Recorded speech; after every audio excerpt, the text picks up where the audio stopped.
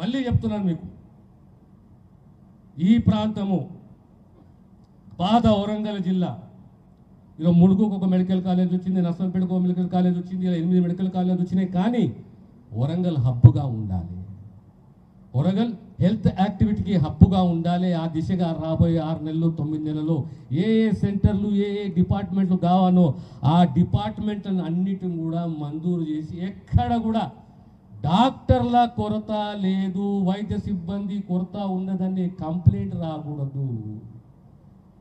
ఒక పేషెంట్ మాకు బరువు కాదు, మా క్లయింట్, మా కస్టమర్, మా దేవుడుగా మేము భావించాలి. నా దగ్గరకు ఒక క్లయింట్ వచ్చిండు, సామాన్యుడు వచ్చిండు, హాస్పిటల్కి వచ్చిండు, గవర్నమెంట్ హాస్పిటల్కి వచ్చిండు.